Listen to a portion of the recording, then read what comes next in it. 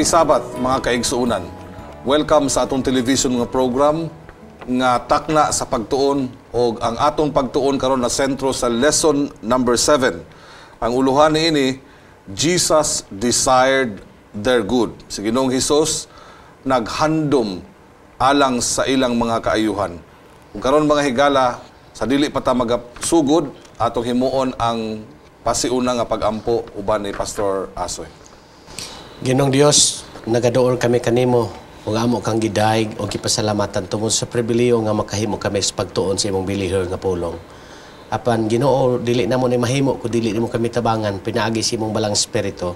Ipakonsad ka namo ang kaalam ug pasabta kami aron nga kining mga leksyon nga among pagatun-an mangita kinig luna sa among kasing-kasing ug amo kining makanubihan sa matag adlaw sa among pagkinabuhi. Salamat sa imong presensya kay amo kining pangayo tungod lamang sa ngalan ni Hesus nga among luwas. Amen. Amen.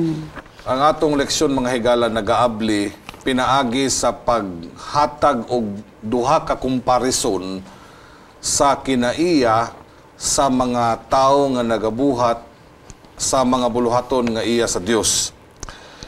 Ang ato sa dili pa ta magapadayon atong basahon una ang memory text nga makita sa Matthew 23 verse 37. Nga nagaingon, O Jerusalem, Jerusalem, ikaw nga nagapatay sa mga propeta og nagabato kanila nga akong gipadala ngadto kaniya. Akong gihandom sa kanunay sa pagtapok sa imong mga kaanakan. Ingon sa usa ka himungaan nga nagatapok sa iyang mga piso ilalom sa iyang mga pako. Apan ikaw nagadumili niini. Okay. Mao kana mga higala.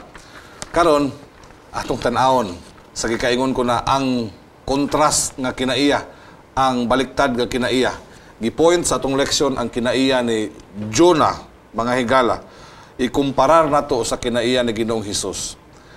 Makita nimo mga higala nga ato hisgutan gamay ang pagtawag ni Jonah ingon nga evangelist o prophet ngadto sa buluhaton sa Ginoo didto sa Nineveh.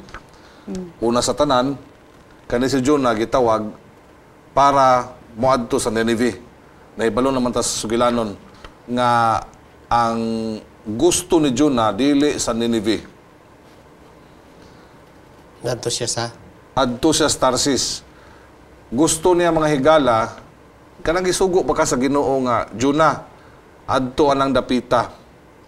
Dili ba gid unta angay kaayo nga imong questionon pa ang Ginoo nga dili ko Ginoo diri ra ko kay mas maayo ni nga lugar. So kana nga deklarasyon nagunahuna siya nga mas maayo pa siya sa Ginoo. Nakahibalo siya og asay maayo pa nga maayo nga lugar nga iyang adtuan nga mission.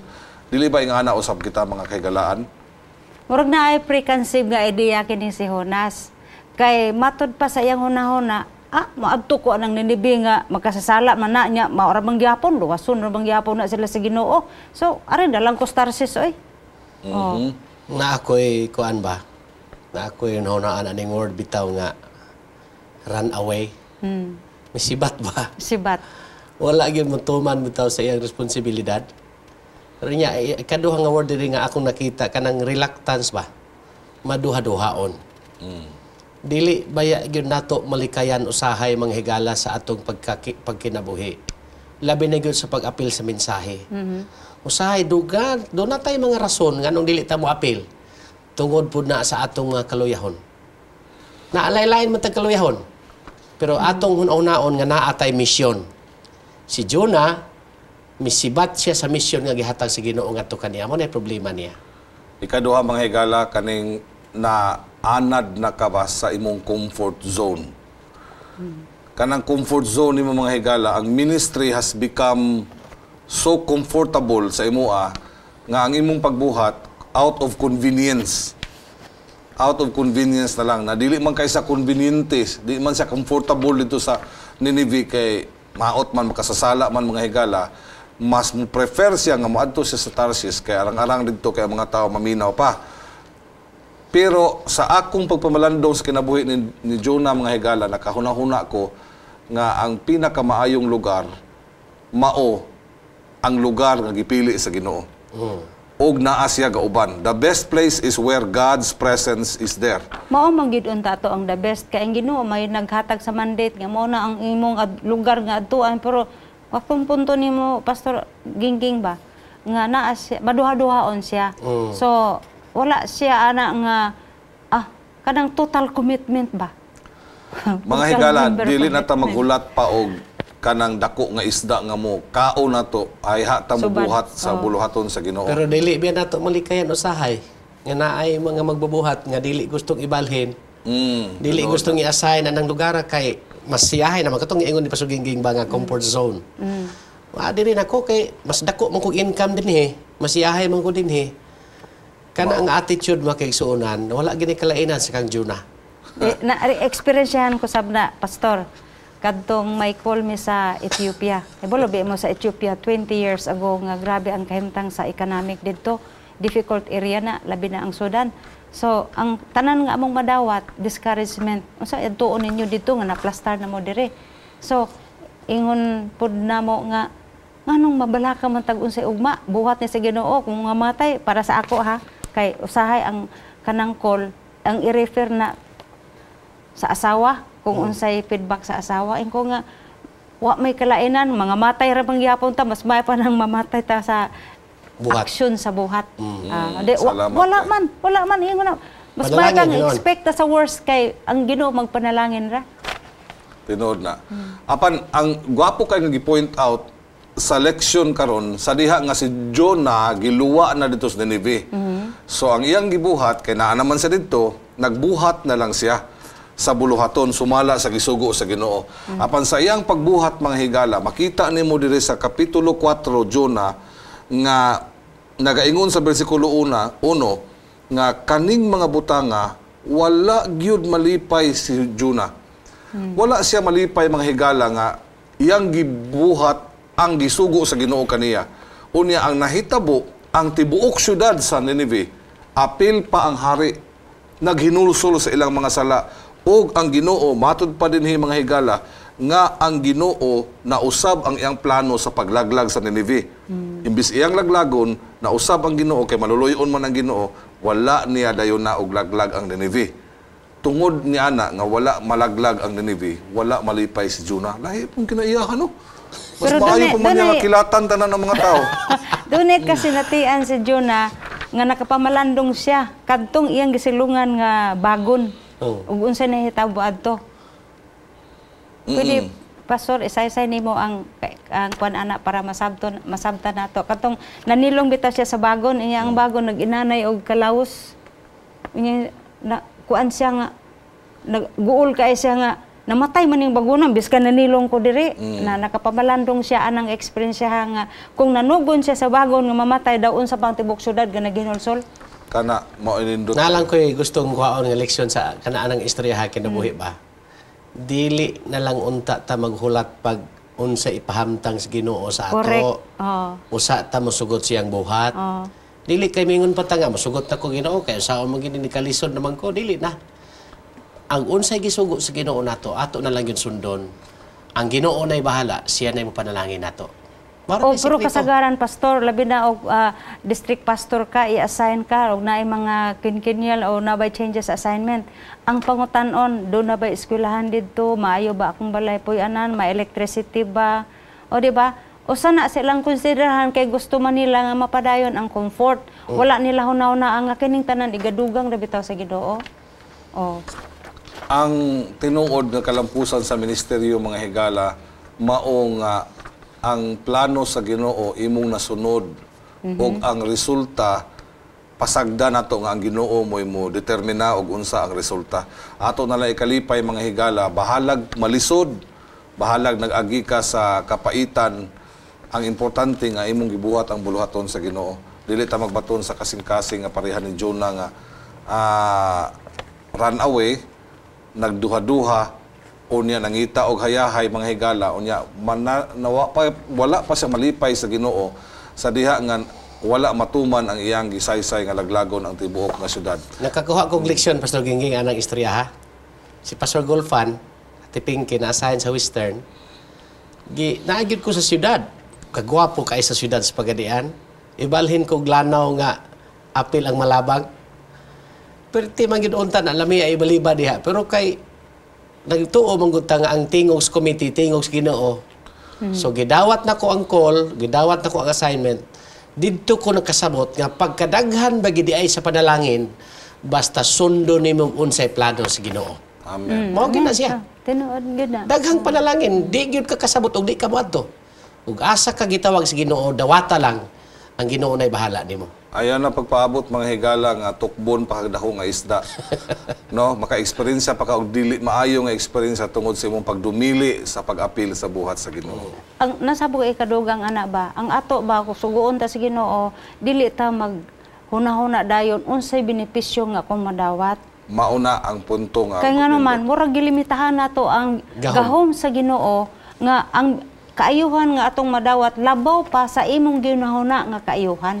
Mao ni ang mindset nga angay nato sabton mga higala nga kaning golden rule giset out man sa atong lesson mga higala sama sa mga kaigsuonan nga gisulti sa atong leksyon nga ang golden rule nga magbatunta niini nga panghuna-huna sama sa panghuna-huna ni Ginoong Hesukristo nga ang iyaang pag-anhi diri sa kalibutan dili ang iyang tumong og tuyo maora gid ang pagpangita kung unsa ang maayo, unsa ang ikaayo sa mga tao. Ang ikaayo sa mga tao mao ang kaluwasan. Aron maluwas ang tao, magpakamatay siya. Dili na lalim mga higala nga iyang gibuhat nga sakripisyo. Apan kay mao may ikaayo, mao iyang gibuhat. Ang opposite ana pasuging nga giingon nimo nga alang sa ikaayo sa buhat, alang sa kaluwasan sa uban. Ang opposite niya na ang nag-emphasize sa atong lesson, usahay lagi ang atong unahuna sa pagpanerbisyo alang sa ikaayo nato. Nabi sa itong lesson, Andre? Beneficial. Unsay ikaayo Doing nato. what is good. Mamo na lisod kaayo, manerbisyo ta nga unsay ikaayo nato. Nga ato lagi gunahon, ang ato lagi personal. Dili kaayo maayog epekto higala. Dili ang ministeryo mga higala dili mahitungod sa imo, kundi mahitungod sa mga tao nga imong gisilbihan. Dili unsa imong makuha kundi unsa imong mahatag adto kanila. Ako po ning ma-relate pa sa kanang giingon nga I am doing this good thing for you not because you are good but because Christ is good. Mao na. Naay sinulat ni Sister White sa Desire of Ages. Gusto na ko ning basahon ning sa Desire of Ages, page 640, nag-ingon siya dinhi. Millions upon millions of human souls ready to perish, bound in chains of ignorance and sin. So, minilyon sa mga minilyon ka mga tao nga mga hamiling kalag nga andam na silang mawagtang, wala, mahanaw. Tungod sa ilang nagapos sila sa sala. Apa na ingon diri, have never so much as heard of Christ's love for them. Wala sila makadungog pag-ayo sa gugma sa Dios nga dapat madunggan nila. We are our condition and theirs to be reversed. What would we desire them to do for us? All this, so far as lies in our power, we are under the most solemn obligation to do for them. Christ's rule of life by which every one of us must stand or fall in judgment. Whatsoever ye would that men should do to you, do ye even so to them. So, ang gusto na akong emphasize diri Pastor Gingging sa maong quotations mao nga, do natay dako kaayong obligasyon alang kanila kadtong mga tao nga nagkinahanglan sa gugma sa Ginoo. Dapat makadungog gid sila sa mensahe. Kita gid tanan magpagamit para sa buhat sa Ginoo. Tinuod na. Kay nag-ingon na nga sa imong gibasa nga quotation, Pastor, nag-ingon dito nga kung ang atong kondisyon na bali pa, kung sila pa kita o kita sila mga higala, unsa man po'y atong gusto nga buhaton nila para sa ato. Mauna mga higala ang golden rule, no?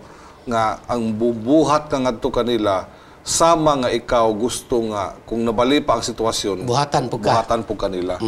Yun ana mga kahigalaan. Sa ato pa ang aplikasyon ani ug unsay gusto nimo nga kana sila mobuhat sa imo himuang ngadto nila. Aron nga dali sabton. Sa laktod, kung gusto kag kaluwasan, Luwasan ipahat sa mo sila. kaluwasan sa uban.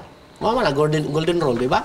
Gusto mong kagkaluwasan. Mga man na imong ganahan, di, aron nga maluwas ka, ihatag nimo na sa uban. Mo na pinakasayon nga explanation. Pero napoy usa ka kuan ana ang sidetrack nato kay usahay maghimo ta because we are expecting something in return. O kanang bitang I will do this to you, ako kan tagaan parang imo pugong tagaan basta ko dako ana. O murag lahi pod nga concept mga kaigsuonan. Ang kining konsepto mao nga himuon nato alang sa uban ang pagpadayag sa gugma ni Kristo, dili nga we are expecting something to receive. Tinuod na mga higala, mao na nga ang basihanan sa atong mga pagbuhat ngadto sa uban mao gid ang gugma. Ang gugma, makita nimo na, di man nimo makita ang gugma mga higala, pero makita nimo na pinaagi sa mga binuhatan. Okay. Mauna nga si Ginoong Hesus, iyang gisummarize ang 10 Commandments sa duha. Mao nga, higugmaon mo, diha sa Lucas Kapitulo 10, nagaingon, higugmaon mo ang Dios sa tibuok mong kasing-kasing, sa tibuok mong kalag, o sa tibuok mong kusog, ug sa tibuok mong hunahuna. Ug ang ikaduha, higugmaon mo ang imong silingan sama sa imong kagalingon. Ato man na-emphasize sa miagi nga simana. Pero ang love must be the basis and motivation sa ato ang mga aksyon mga higala. Okay. I-connect man na. Oh. Pero naa may mga excuses gyud naa sa to lesson, di ba? I-emphasize diha nga naay mga tao nga nag-profess sila nga mga Christians pero dili gyud malikayan nga naa sila mga excuses. Kadili nila mabuhat ang pinakadapat nga buhaton ingon Kristohanon. So, ang atong lesson na ingon diri nga love never fails. Dapat maglabaw gyud ang gugma tungod sa gugma ni Hesus nga kinahanglan ato ipahat sab nga to sa uban. Mao gyud na say pinaka-importante. Di ang ako guna sabtan aning punto ha nga ang gugma mao ang pinaka-foundation sa sa kasuguan sa Ginoo. Both sides na siya. Kung nahigugma ta sa Ginoo, di na to alang-alangon nga ang kinirang tulong mo akong sundon. Ang kanang isa questionable na. Ang kining para sa silingan, okay, muon ko na tanan. Makakaya ko rani. Pero mo na nga, wala kita excuse ba yagyod. Kay kung moingon ta nga kung ikaw nakasala, bisan sa pagunahuna nga sayop ang imong gihimo nga wa nimo himuan nakasala biya ta. Kana. Oh, labo pa ang transgression of the law. Nag-ingon po ang Biblia sa Santiago nga kung imong gibuhat ang siyam, nakulangan ka sa usa, nakasala ka sa tanan. Busa dili pwede nga pili-pilion lang nimo og asay komportable ka nga imong sundon. Unya nag-ingon ra ba, gikunek ra ba mga higala kaning mahisgot ang gugma gamay, gikunek na sa atong leksyon sa 1 Corinto Kapitulo 13 nga nagaingon diha mga higala nga bisan pag maayo ka musulti sama sa pinulungan sa tao o sa mga anghel, pero kung wala kay gugma, kung ikaw sama lang ka sa murag simbal ba o kung ikaw na kay gasa sa propesiya unya naakasabot ka sa tanan nga mga lisod sabton ug naani mo tanan nga kaalam, naani mo tanan nga kahibalo, naani mo tanan nga mga pagtuo, pero wala ka nahigugma, ang equals ana mga higala, anything without love, ang sum equals I am nothing. So sa ato pa, Pastor Gingging, ang pagbuhat nato, ang pag-apil nato sa pagministeryo, pinasikad gyud sa gugma. Lami gyud magtrabaho ta nga naatay gugma ngadto kang Hesus. Mao gyud ay pinaka-basic kayo. Pinaagi sa gugma. Naay interesting kayo nga sugilanon nga gisuwat sa Marcos 8:22 ngadto sa 25 pastor og atiping mahitungod sa pag-ayo ni Ginoong Hesus sa usa ka tawo nga buta. Nga una iyang giluwaan ang lapok, unya iyang gimix kato, igibutang niya sa mata, unya iyang gipangutana og unsa may imong nakita. Ikado una ingon ang tao nga ang akong nakita sa mga tao mura man sila mga kahoy, murarag mga kuan. So ang second touch ni Jesus Christ nakapaayo kanila. Ang point sa atong leksyon mao nga naay tendensiya nato mga higala nga atong tan-awon ang mga tao nga objects lang ba? Mga butang. Mga butang lang. Posible bi ana kay kana bitang magkaedad na ta. Lahi ra ba gyud ang atong tinan-awan kung tin-aw pa ang atong mata. Kay inig dagan sa imong mata sa bagang duot sa mga tao, ma-focus gid nimo nga naa gyud kay makita nga kaila diha.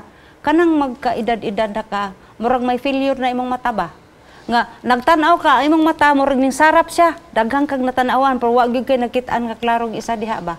So kinahanglan nga i-redirect nimo, i-refocus nimo imong tinan-awan nga makakita gyud ka nga oh tuwa ra man day nga akong asawa. Sa Tuwa man day espirituhan akong- ng application Pastor Gingging sa atong lesson, ang bot impasabot din nga dili unta nato himuon nga mabutaan ta ba nga ang mga tao Okay. mutan-aw gid ta sa ilang tinuuray gid nga paginahanglan. Amen. Mao na siya. Kana nga kandidato gining mga tawahan para langit. Dili kay hunaw-hunaon na to sila nga wala na ibili na mga tawahan, wala na pulos na mga tawahan. Total di po na ngayon sila luwason ng mga tawahan. Wala klaro, ngayon ba na apilon sa luwason sa Ginoo dili man na mao. Dapat base gihapon sa love nga atong gitunan sa previous. Kanang mga tawhana gituyo ni Jesus nga giingon diya na second touch tungod kay nakita gid sa Ginoo ang tinuod gyud nga panginahanglan nga kanang mga tawhana iyang gihigugma. Sa atong pagkabot sa uban tungod sa gugma. Dili kay mumensahe lang ta for the sake lang mensahe mo ra ba og kanang matawhana butang lang ba. Walay bili. Pero sa tabangan sa Ginoo gihimo niya na ang pag-ayo nga mo ingon nga kaduha niya gitandog di ba? Ikaduha tungod kay gitagaan niyag bili nga tinuod gyud ang tao na ipanginahanglan. Murag ang kuan ana ba pastor ba nga magsikan mile bitaw ta nga human sila makadawat sa kamatuoran, nabautismuhan, nasultihan ug mao ni mo kana. Unya may maabot ang panahon nga maluya sila. Second mile pag yun, third mile pag yun kung mahimo nga makabalik sila sa pag-alaga. Ang tao mga higala dunay kasing-kasing og hunahuna. Dili nato i-manipulate nga mura lang sila og mga objects tungod kay sila kandidato sa langit. Mga higala, daghang salamat sa inyong pagsunod nining atong programa nga Takna sa Pagtuon o sa dili pa nato tapuson naa na usay lahi nindot nga musical rendition nga giandam ang programa alang kanatong tanan.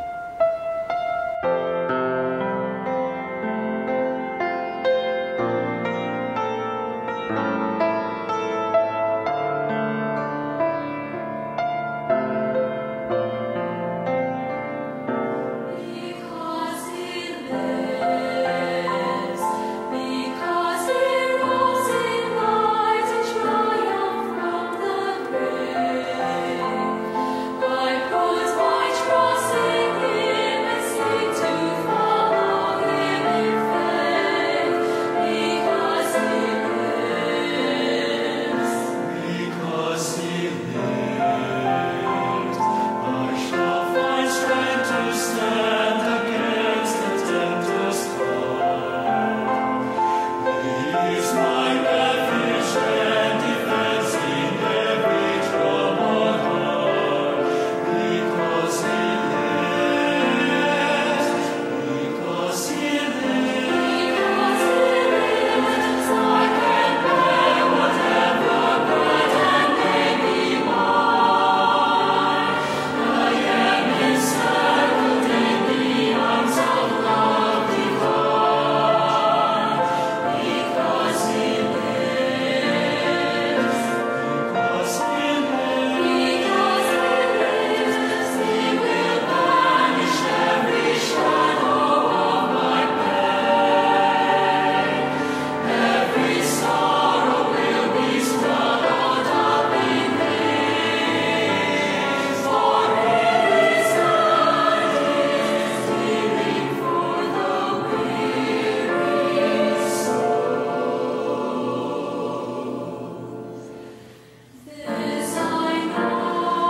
This I know, because he lives.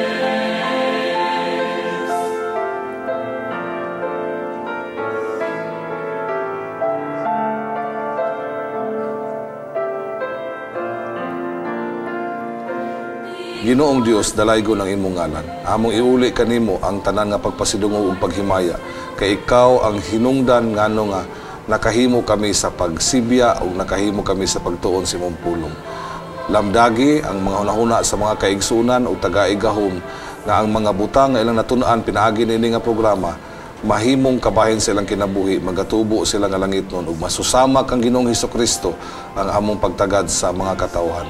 Salamat sa pagtubag sa pag-ampo amo kaning pagadawaton ang tanan sa ngalan ni Hesus nga among manluluwas. Amen. Amen.